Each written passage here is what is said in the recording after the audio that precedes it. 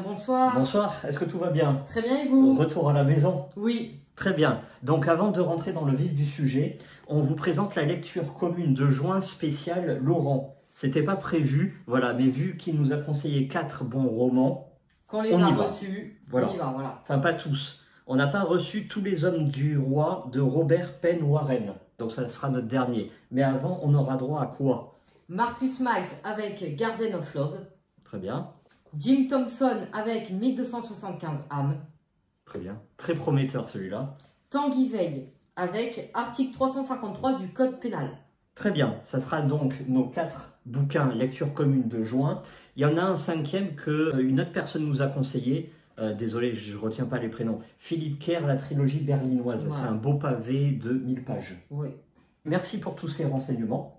Nous allons rentrer dans le vif du sujet. Ne tirez pas sur l'oiseau moqueur par Harper Lee. Bon, on va de suite crever l'abcès. C'est pas parce que nous avons un grand nom de la littérature américaine, un grand classique, que forcément ça va être magistral et incomparable. Non, la déception est bel et bien présente. Total. Est-ce que tu peux nous en dire plus? Le genre, s'il te plaît. C'est un roman initiatique. L'année de parution. Alors, 2005 par De Fallois, pour la traduction française. Très bien, le nombre de pages.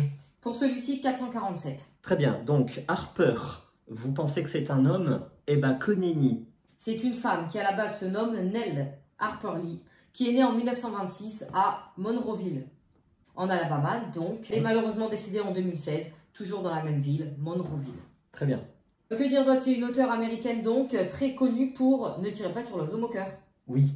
Voilà, elle n'a pas écrit plus de livres que ça. Avant l'oiseau moqueur, elle a écrit Quand meurt le rossignol, mais aussi Alouette, je te plumerai. C'est quelqu'un qui n'a pas aimé avoir tous les projecteurs sur elle. Voilà. Parce que son livre a reçu le prix Pulitzer en 1961 et donc elle s'est arrêtée d'écrire à partir de là. C'est quelqu'un de très discret sur sa vie privée. C'est ça. Et elle s'est dit, et c'est une très bonne philosophie, moi, tant que je ne fais pas un meilleur livre que celui-ci, je préfère ne plus rien publier. Donc vu que celui-là a eu un succès mondial, malheureusement ou heureusement pour elle, on ne sait pas, elle n'a plus rien édité par la suite. Par contre, elle a aidé son amie. Truman Capote. C'est ça, Amie à d'enfance. écrire. Oui. Elle a aidé à écrire ses romans. De sang-froid, évidemment, on en a déjà parlé. Dans le top 10, littérature noire. Est-ce que tu peux nous faire un petit pitch? Parce que moi, c'est tout bon. Nous sommes aux États-Unis, lors de la Grande Dépression de 1929 à 1933, en Alabama, dans la ville de Maycomb, que l'on va apparenter à la ville natale, hein, Monroeville de l'auteur. Oui. Et donc on va suivre le quotidien de Scout, une jeune fille de 8 ans, son frère Jem, son père Atticus. Et Atticus est un avocat qui va être commis d'office dans une affaire de viol. Un noir, Tom je crois, Tom Robinson, va être accusé de viol sur une jeune femme blanche. Tu te doutes bien, dans ces périodes de ségrégation, quand il y a un problème de noir avec des blancs, on pend le noir et après on lui pose les questions. Tu vois, voilà. Et donc, on va suivre donc ce procès-là. Sauf que tu nous avais dit qu'on suivait une petite fille de 8 oui, ans. Voilà. Donc, ne vous fiez pas à la 4e de couverture qui va vous vendre une affaire nationale, une procédure, du juridique et tout ça. On est très très loin de ça. Qu'en as-tu pensé? J'étais pas mal déçu. Point de vue interne, c'est la jeune fille Scout, 8 ans. Il va y avoir 3 parties. Voilà, du début jusqu'à la 181e page, on va avoir droit à la vie quotidienne de cette jeune fille-là avec son frère, que des anecdotes enfantines, les vacances l'été, etc. C'est d'un ennui mortel. Donc on pourrait nous dire, oui, mais c'est pour créer une ambiance, créer des personnages, etc. Déjà d'emblée, des personnages secondaires très mal dégrossis. On n'arrive pas à les distinguer et on comprend très vite qu'il n'y a même pas besoin parce qu'ils vont servir à pas grand-chose, tu vois. Les personnages principaux sont attachants. Le père, voilà, c'est un héros du quotidien. Jem, il va avoir 12 ans, il est en pleine période d'adolescent et il va avoir des conflits intérieurs et aussi avec le monde. Et ça, c'est très bien retranscrit. Oui. Il va y avoir aussi la femme de maison, qui est très intéressante aussi. Par contre, le personnage principal, Scout là, c'est limite une gamine tête à claque, mal élevé, qui fait jamais ce qu'on lui demande. Donc ok, c'est pour dynamiser le scénario, mais bon, arrivé à un moment, c'est pénible. Donc moi, déjà, premier bémol, aucune empathie pour les personnages. Aucune sympathie, aucune empathie, à part pour le père de famille, au final. D'accord, donc on peut dire que ça part un peu mal. Deuxième partie, à partir de la 181e, on passe dans la deuxième partie du bouquin, où on commence très légèrement en filigrane à parler du procès. Ce n'est qu'à partir de la 243e page où là c'est passionnant. Jusqu'à la 336e page, c'est vraiment le procès dans la salle d'audience. Et bon, vous savez, moi, c'est ce genre de questions-là, ça me passionne. Tu vois, la vie d'un tribunal et tout ça. Bon, là, c'est passionnant. Et après, jusqu'à la fin, où on retombe dans les travers du bouquin, quoi. On reparle de la fille, c'est Halloween, etc. La fin est agréable, mais sans plus, quoi. Bon, chasse aux fantômes. Qu'est-ce que tu peux nous dire par rapport au titre?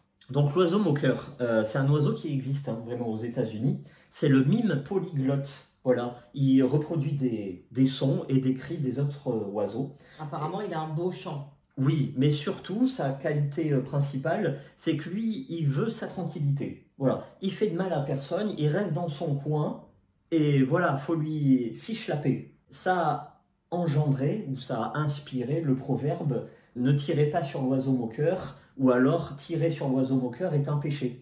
Et donc, tu connais l'anthropomorphisme, quand on donne aux objets ou aux animaux un caractère humain, bah là c'est l'inverse, c'est du zoomorphisme, où on va prendre l'attitude de cet oiseau et on va le mettre sur deux personnages bien précis. Je ne vais pas les dire pour pas dévoiler l'intrigue. D'accord, donc le titre a tout son sens dans le livre. Oui, voilà. Est-ce qu'à la fin tu as quand même une morale? Alors, le thème très important, c'est quoi? C'est la ségrégation. Oui. Et c'est aussi les préjugés raciaux. On est totalement du roman initiatique. Un roman initiatique, c'est quoi? C'est une jeune personne qui découvre le monde, la société, son fonctionnement, qui en apprend plus sur elle, du coup. Et donc là, qu'est-ce qu'on a? C'est évidemment la perte de l'innocence enfantine pour la compréhension. La compréhension de quoi? De l'injustice et de la cruauté que la société, malheureusement, peut souffrir. La société souffre, tout le monde souffre, évidemment. Hein. Ah, et oui. Ça va être particulièrement vivace dans le personnage de Jem, son grand frère. Ah, oui, très présent. Et même le père va souffrir intérieurement, même si c'est un modèle pour tous. Ouais. Voilà. Et concernant son écriture, donc c'est une gamine de 8 ans. Donc le style, c'est une écriture simple. Donc message simpliste, malheureusement. Pas vraiment d'intelligence, pas vraiment d'humour. Tout le monde a été touché. Voilà. Moi, j'ai pas été ému pour 2 sous. Non, j'ai pas du tout adhéré à cette écriture-là. Donc la seule qualité, c'est évidemment d'essayer de transcrire une réalité dans des mots d'enfant, mais il y a toujours évidemment une dichotomie, c'est-à-dire que la gamine, elle ne peut pas tout comprendre. Voilà. Donc certains trouvent ça attendrissant. Non, moi, ça m'a jamais touché. Jamais. Moi, je pense quand même qu'il faut être fort en tant qu'adulte pour écrire le point de vue d'un enfant. C'est un point de vue qui se défend. Hein. Oui, vu comme ça. Maintenant, tu as totalement raison, c'est sûr que c'est moins immersif quand c'est un enfant qui parle. Et si c'est tout le long de l'histoire, c'est sûr qu'au bout d'un moment, c'est un peu ennuyant. Voilà, c'est ça. Le plus, évidemment, c'est les thèmes, le message. L'écriture, elle peut être simple, mais ce qui est intéressant, c'est qu'elle va s'offrir à tout le monde. C'est pour tous les publics, le message est intemporel, c'est universel, et c'est pour ça que ce bouquin-là, c'est le livre le plus lu dans tous les collèges et lycées américains. C'est un trésor national. Oui, c'est devenu un grand classique. Il s'est vendu à 30 millions d'exemplaires. Il se vend encore aujourd'hui, même les librairies le mettent encore en avant. Totalement. Donc, c'est quoi la question? C'est les civil rights, les droits civiques. C'est universel, c'est intemporel et tout ça. Mais moi, j'ai aussi, bémol, trouvé que c'était un livre très américano-américain. Voilà. Pas dans le message, mais dans tout l'enrobage.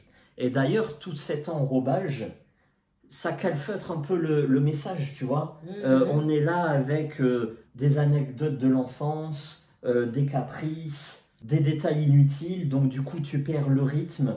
tu perds l'intensité. Il n'y a que ce passage au milieu du procès qui est intense et incroyable à vivre. Mais à part ça, moi, je me suis beaucoup ennuyé. Hein. Beaucoup. Donc ce livre a été adapté en audio, Hmm. en film et en roman. Les avis, généralement, disent que c'est très très long. À part le message. Et d'ailleurs, moi, je vais faire un parallèle. Et ça, j'en avais déjà parlé. Tu te souviens, L'Attrape-cœur de Salinger? Oui. Tout le monde en fait le roman de l'adolescence. Moi, j'ai pas du tout aimé.